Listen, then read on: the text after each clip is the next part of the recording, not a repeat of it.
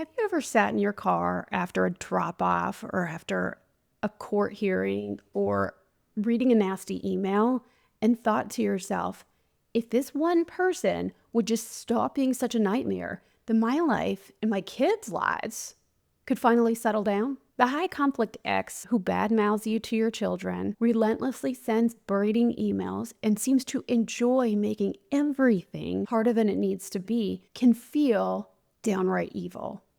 Today, I am not going to convince you that they're secretly kind. Instead, I'm actually going to name how awful their behavior really is. And then I'm going to show you how to take your power back from someone who probably will never change, starting with what's happening inside you when they do what they do. So, you are listening to the Beyond the High Road podcast with Shelby Milford, episode number 194. Welcome to Beyond the High Road, a podcast dedicated to healing your heart and life following the grief of alienation. I'm your host, Shelby Milford, a twice-certified life coach specializing in post-traumatic growth. If you're experiencing the effects of alienation and you're ready to heal, then this show is my love letter to you. Stay tuned. So let's be honest, difficult people can be annoying. They can be upsetting, downright infuriating sometimes. The high conflict ex who lives for drama, the co-parent who badmouths you to your kids, and maybe plays games with the schedule, with your schedule, with the kids' schedule. The family member who somehow turns every interaction you have with them into a battlefield. When their behavior is affecting your children, when it's impacting your time with them, their sense of safety, their view of you, it doesn't just feel difficult. It can feel evil. It can feel toxic. It can feel like that you're up against this villain who's willing to burn the whole house down so long as they win. And of course, I know that your brain is going to say throughout this episode, I'm just going to prepare you. Your brain is going to say that they are the problem. They're the problem, right? If they would just stop doing this, my life would be okay. I would be okay. If this one person would act right, my life, my kids' lives would be so much better. I get it. I've been there. Many of my clients still live there, especially my new ones, really. And in a lot of cases, their behavior is outrageous. It is high conflict behavior, and it feels toxic to interact with. But here's what we're going to do in today's episode, you guys. We're going to start by naming how awful it feels, and then we're going to shift the focus to the part that actually gives you your power back. Not by excusing what they're doing, and not by spiritually bypassing it, gaslighting you, but by getting crystal clear on what is happening inside of you in those moments and what then you can do about it. So when I say high conflict or difficult, I'm not handing out diagnoses. I'm sure if you've been listening for a while, you know that, right? I'm a coach who specializes in post-traumatic growth and grief for alienated parents, alienated and estranged parents, right? We're not trying to diagnose them. I'm talking about patterns. The people who live in sort of all or nothing thinking, who can't or won't regulate their emotions, who default to blame and extreme behavior when things don't go their way. You've met them. Many of you share kids with them. I say many of you because some of you, it's not the other parent that's been doing the alienating. With those people, normal repair and reasonable compromise, both of those can be really difficult.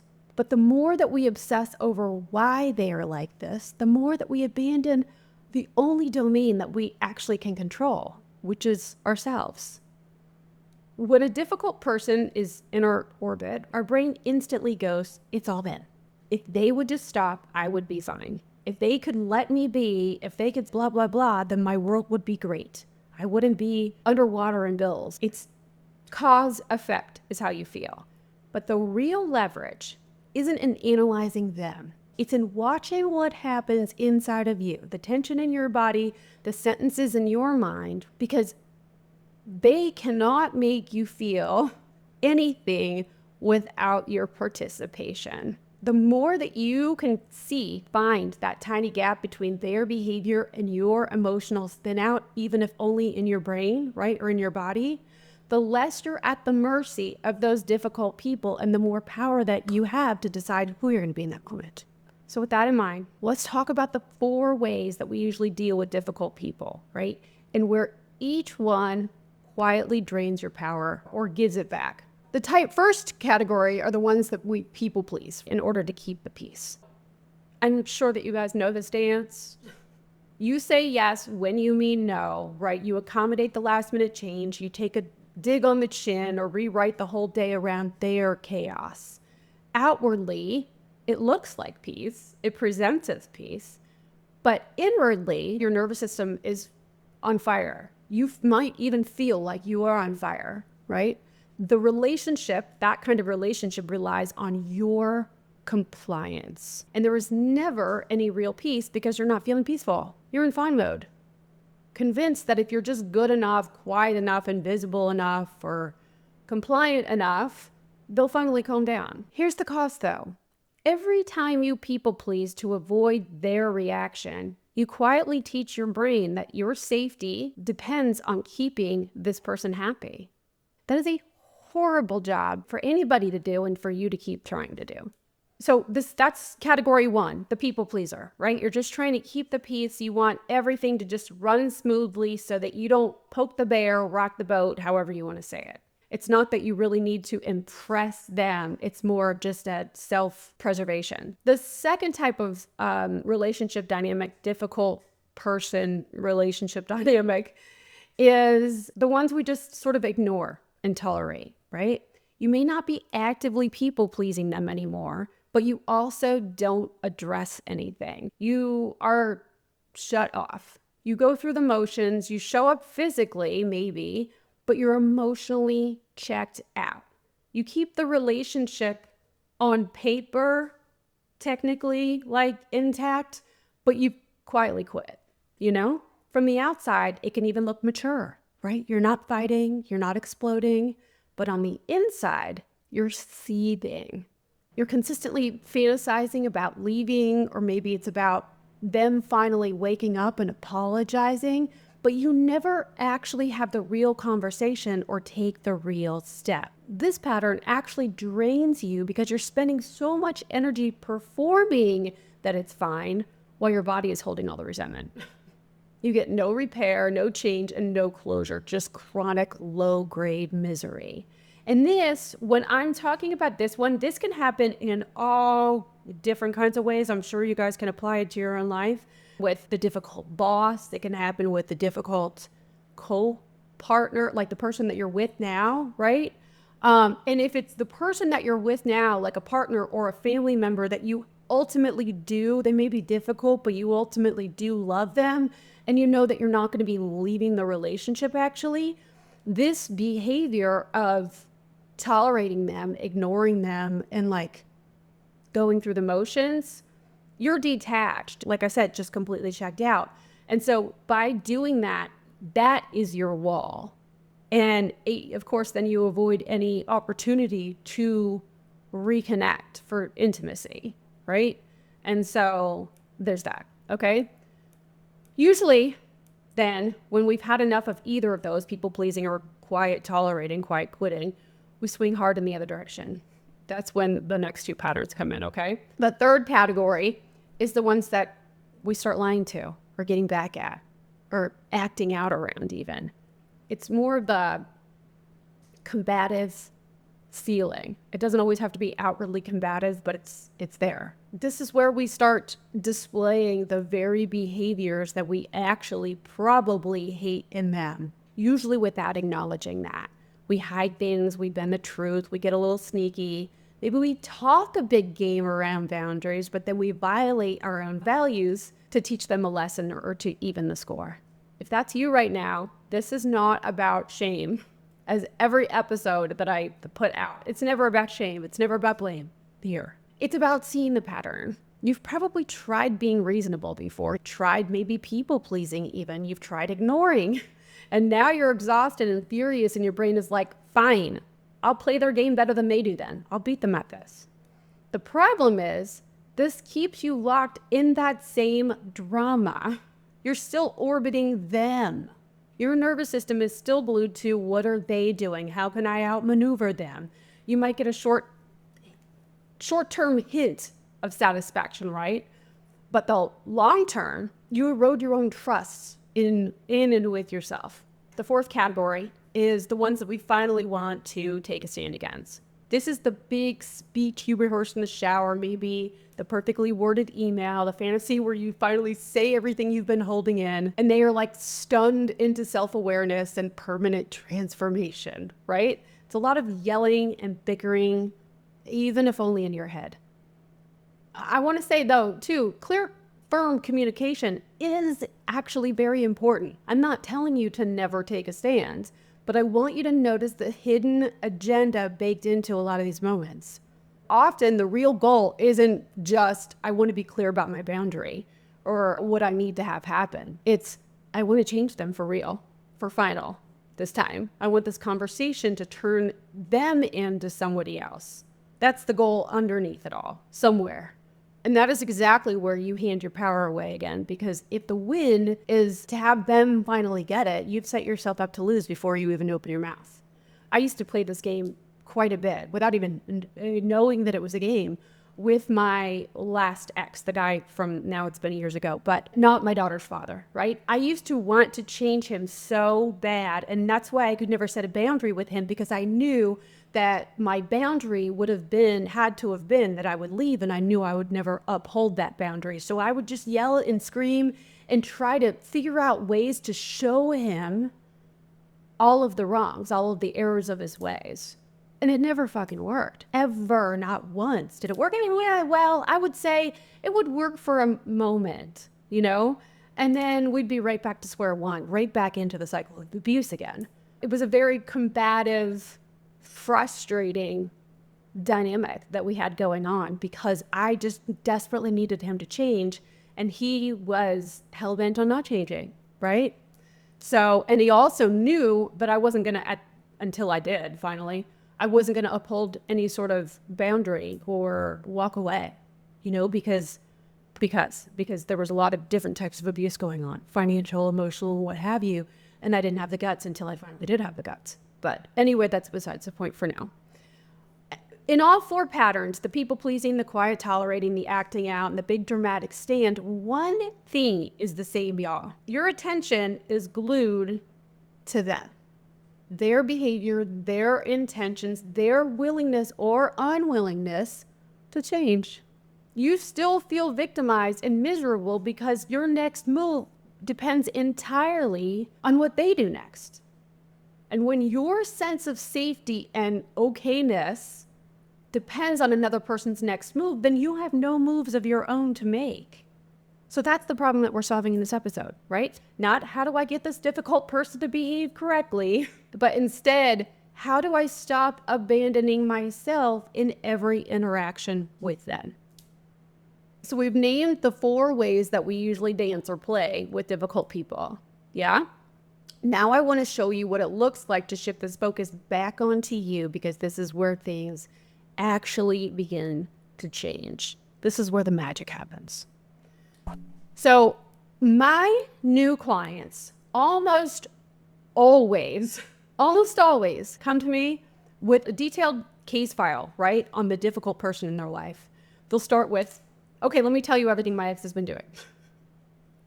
And then I get the full timeline, every manipulative text, right, every court date, every hostile email, the way the courts are being turned against them. I do let them vent, because sometimes you need to say all this stuff out loud, especially to somebody that you hope will then understand you, which I always do understand because I've been there, But here's the secret, you guys.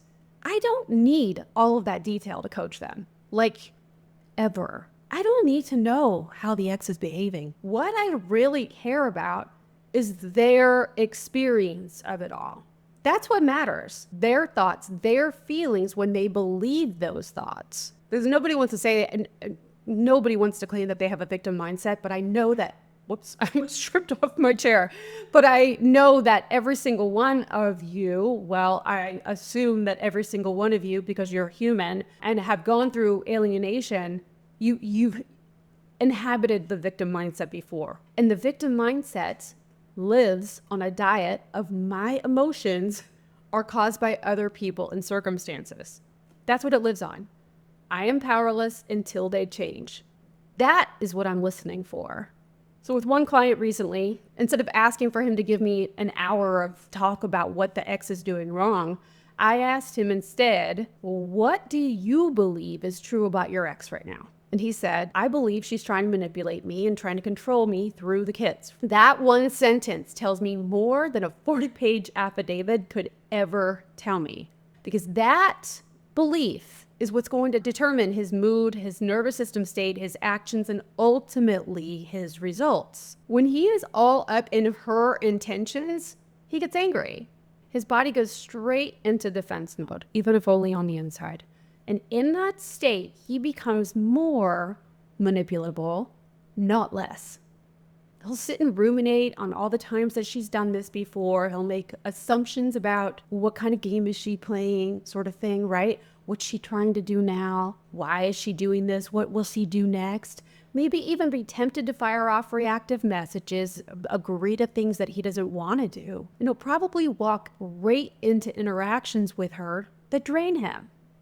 In trying so hard to stay aware of her toxicity, he basically walks right into the trap. That's what happens when our attention is 100% on the other person. I've also had my own run-ins with difficult people lately. I swear, there must be something in the air the last couple weeks. Just a couple days ago, someone showed complete disregard for my time and my effort.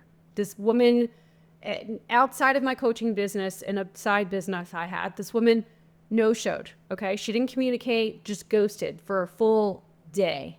Ever so often I'll watch someone's dog, and this woman, this specific woman and her dog, it's a long story, but I love that little dog, and anyway, I'm not going to get into all of it, but she no-showed, and I needed to get stuff done, and I still had her dog. She just completely fucking was off the grid, and I was fuming. My brain was off to the races. She should be more considerate of my time. She should have called or notified me. She's messing with my whole day. She's messing with my whole week.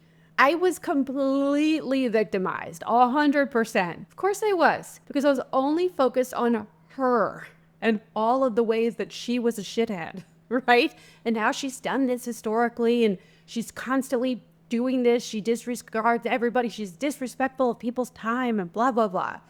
In that frame, though, I had no moves to make, zero. I felt like for a second there, I just stopped managing my mind for a hot, I want to say it was 20 minutes, but it might have been longer. It was probably like an hour. I was fuming. I was pacing. I'd go work out to like get my mind straight, right? And I had her little dog here, who I love, but I was so mad. I was even mad at the dog, and it wasn't her dog's fault. I was the person being done to in that situation. But when I slowed down and watched my own body, my own mind, I realized something really uncomfortable. I had made an exception to an agreement I'd already made with myself. I bent my own rule to accommodate her, and I appeased, right? I told myself I was done watching other people's dogs, that I was going to finish out a couple of standing bookings, the ones that I'd already done a few months back. But otherwise, I was done. My business is getting too busy for this. I just was not going to be in the cards for me anymore. But she came to me last minute, and because in my mind of all these extenuating circumstances with that dog, I decided I'm going to make an exception for this dog Sophie. In other words, though, I poked a hole in my own fence. Yes, her behavior could be considered inconsiderate. But the part that really burned was that I had abandoned me first. And once I saw that, the anger shifted slightly. It took a little time, It wasn't she's a monster anymore. It was, oh, right. This is why I set that boundary in the first place. It was a boundary for myself, not for her. Was like, I'm not doing this anymore because my work is too busy, and this is where I want to focus my time. Not too busy, but this is where I want to focus my time with my people, with my clients, with you guys, The other stuff is distracting. And so when I realized that I had basically opened up a gaping hole in my own fence, I was like, oh shit. So my takeaway of course, for this was I'm not making exceptions for other people at my own expense anymore. That's what I mean when I say in each situation where I feel victimized, you feel victimized, I can usually uncover a hole in my own fence. So between my client, my own little saga here, you can see the pattern. When our attention is all on the difficult person, and trust me, she is a difficult person in a lot of ways. But when I focus on that, I feel powerless. You feel powerless when you're focusing on your difficult person, right? When we turn the camera, both of us, all of us, back on ourselves, we start to see where our thoughts, our choices, and our broken agreements are actually creating our experience. So let's turn that into a 3-step framework that you can actually use with your difficult person. Whether it's your ex, your child, your current spouse, your boss, your neighbor, somebody's dog, whatever. Step 1 is, think of the most difficult person that you have in your life right now, okay?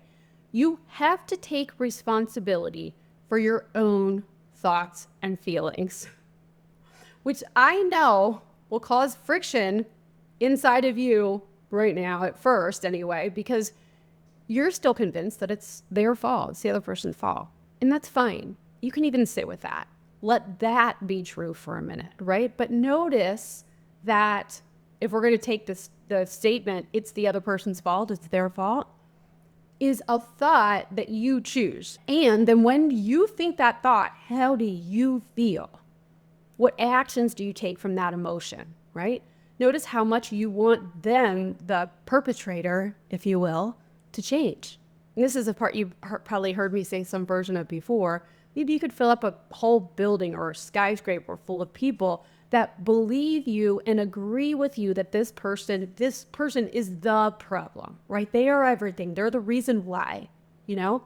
You probably have so many supporters in that. But it actually doesn't matter how they're behaving because you cannot change them, right? We've established that over and over throughout these episodes.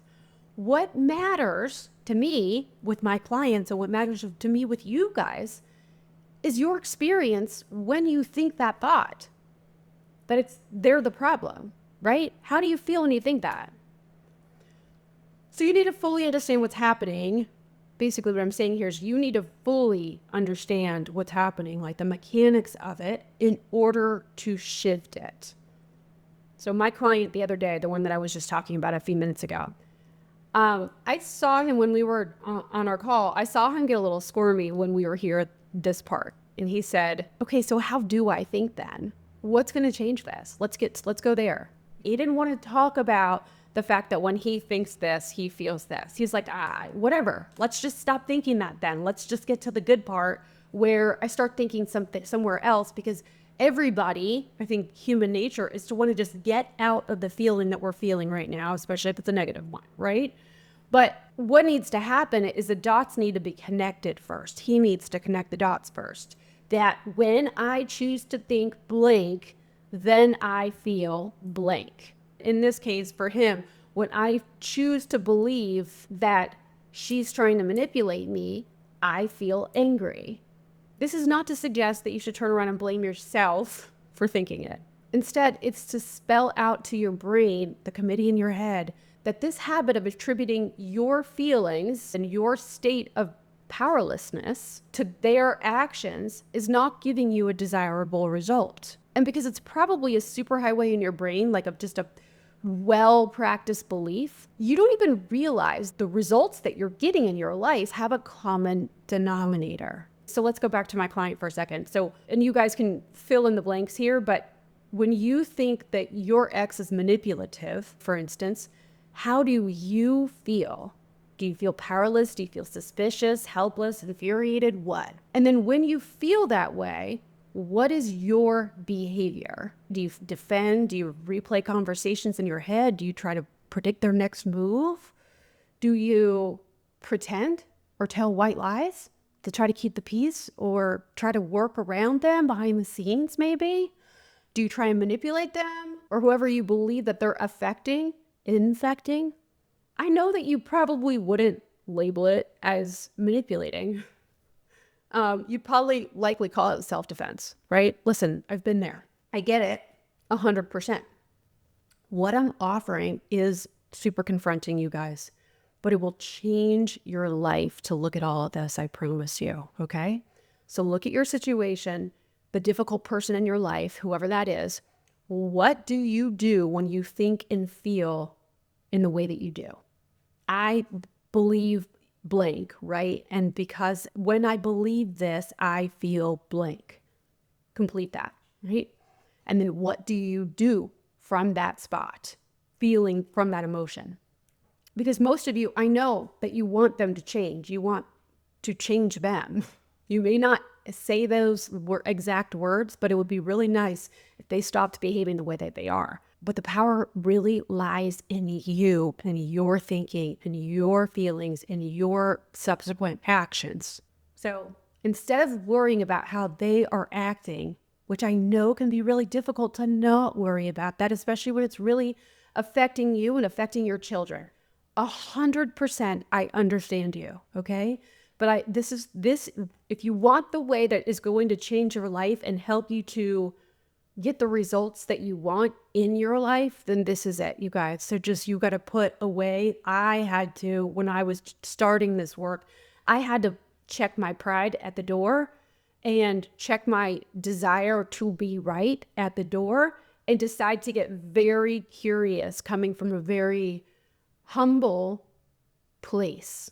Because I still knew that what was yelling and screaming at me in the back of my mind was, but they're wrong.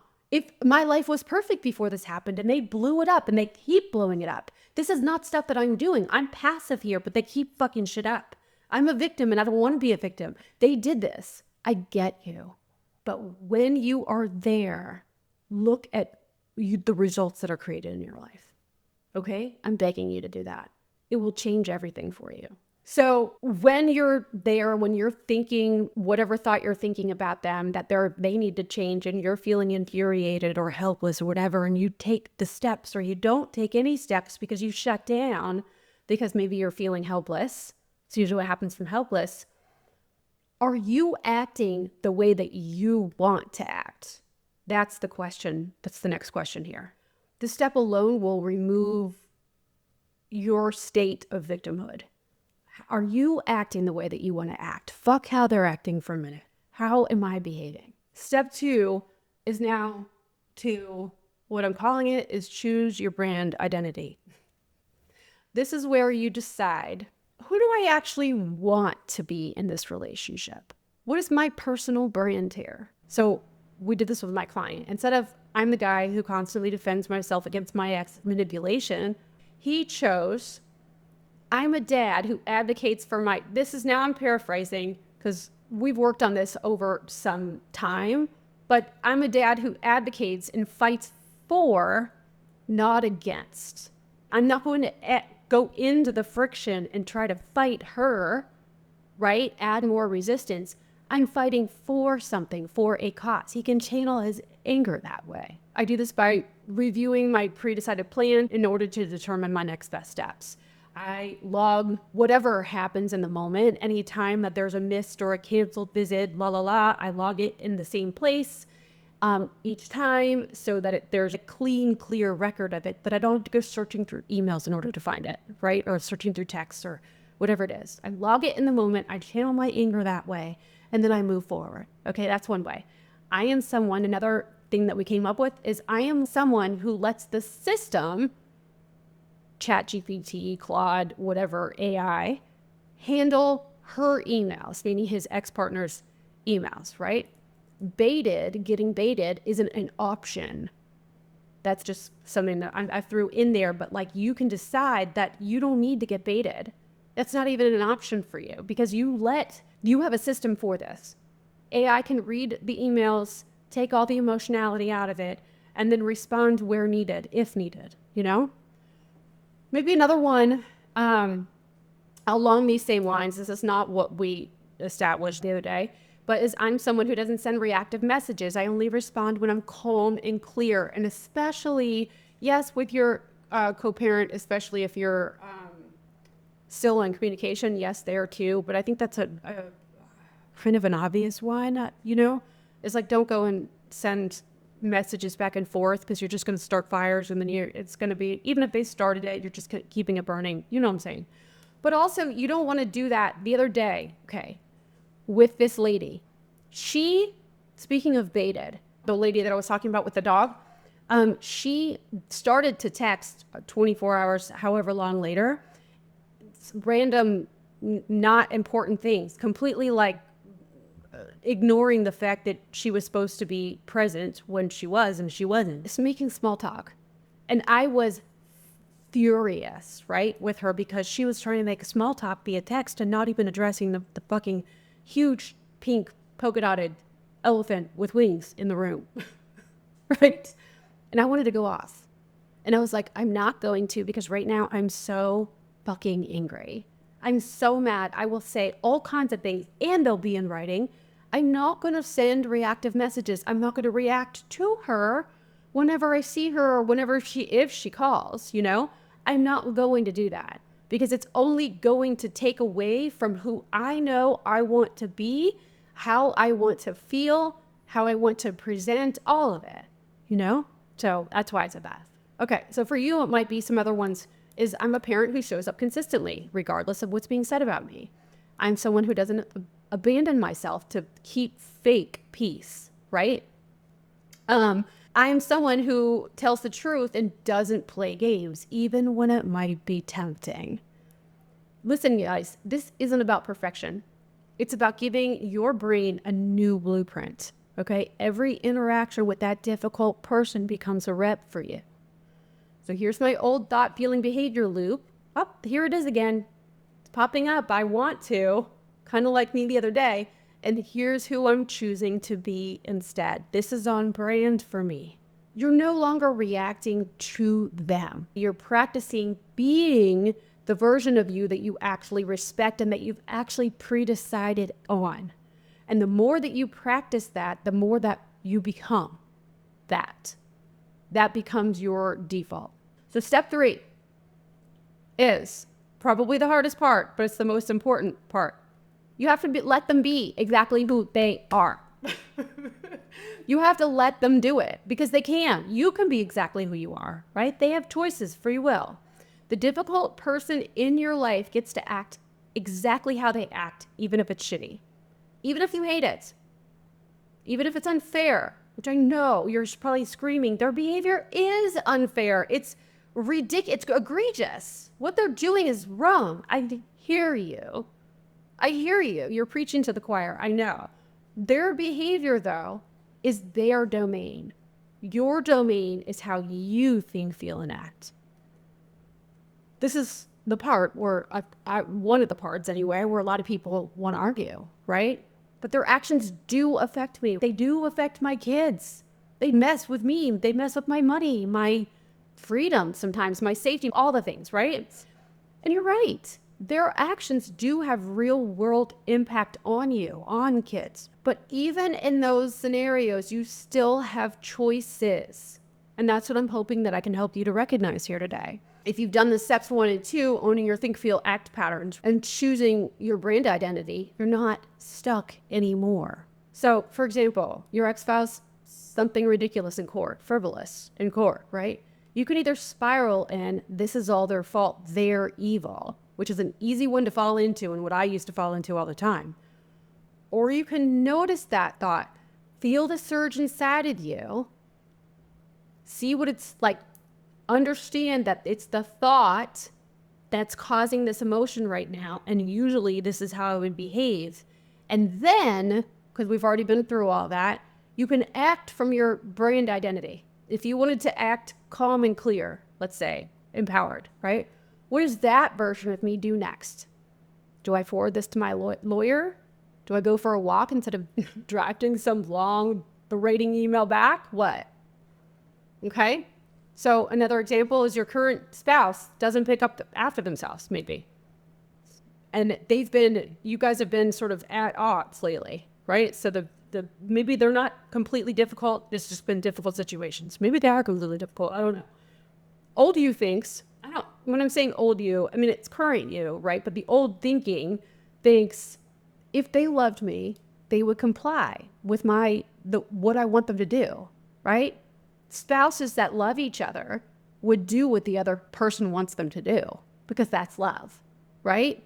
But notice that in that situation, your happiness depends on whether or not your spouse does what you want. Your ability to feel loved by them depends on their behavior, which sucks for you because it takes all your power away, which is why so many relationships fail, because they're relying on the other person to do the things to prove their love. It's a fucked up plan. It's flawed. Many times what happens is husband or wife will get upset because they're not complying with your secret manual for them, your secret handbook of things that rules that you have for them that maybe you don't realize yourself, and they surely don't realize that you have for them.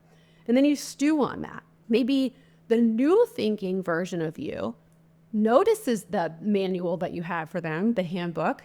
You own your feeling, and then you decide from the new identity, do I want to have a clear conversation with them? Do I want to adjust my expectations maybe? Do I want to set a personal boundary around what I will and what I won't do? Sort of if you, then I sort of conversation. If you don't pick up your clothes off the floor and put them in the laundry basket, then you won't wash them. Some version of that. But you get to decide what you want to do from here on out instead of feeling victimized by them or unloved by them because they're not acting in a certain way. Because, well, actually, I'll go there in a minute. So let me give you another example and then we'll talk about that. Maybe your coworker keeps dropping the ball. And in your mind, they're dropping the ball in your lap. They're inconveniencing you. And they're in your mind, you're telling yourself, the old way of thinking is saying, they're making my life miserable. They keep dropping things in my lap when they have plenty of time. And now I'm having to pick up the double load or blah, blah, blah, whatever it is, right? The new way of thinking pauses, notices your thoughts and feelings, takes responsibility for those, right? And then chooses from the new brand identity, the work brand identity, because you're probably going to have different identities for different relationships, right? Maybe not. Maybe you document, maybe you clarify roles, maybe you escalate even appropriately, right? Have a meeting with your boss and the coworker, all of you, to get it all out in the open. Without the internal story, though, that you are powerless and they're making you miserable. Because they can't do anything on you, to you, whatever. They can't make you feel any certain way. Nobody outside of you can ever make you feel anything. Ever. It's never that way. It's the thought that you have about them that causes your emotion, which is infuriating at first, like I keep mentioning. But once you grasp this, it will change your world because you see how many more choices you have around these difficult people that you've always felt powerless around, victimized by. So you're not required to like their behavior. You're not required to even stay in all these situations if you don't want to. But you are invited to stop outsourcing your emotional life to whether other adults follow your handbook. Remember, back up when I was talking about the 4 relationship dynamics, you don't want to be the one that's complying for other people just to keep the peace. You don't want to people please them while secretly feeling seething resentment coming from you, right? That sucks to feel that. So the same thing goes in reverse. Other adults are allowed to not comply with what you want too, because there is free will. Your power is that they no longer get to determine how you think, how you feel, how you act. You get to decide that, right? And that's how you step out of victimhood and back into your own life, even if they never change one bit. When we get all up in their intentions, we lose the plot, okay? We become full-time drama analysts instead of authors of our own lives. The moment you decide to stop watching the drama, right, watching what they're going to do next, and start reinforcing your own fence, the identity that you hold, the rules that you live by, and the acceptance that other people get to be exactly who they are, that is the moment that you reclaim your power. Difficult people, they may keep doing what difficult people do, right? But you get to decide whether you'll keep making exceptions at your own expense or finally become the person in your life that you can count on to have your own back. That's all I have for you guys. I love you. Have a lovely week. I'll see you next week. Go find that difficult person in your life and try all this for yourself. Not on them, but with yourself pertaining to them. Okay? All right. Talk to you next week.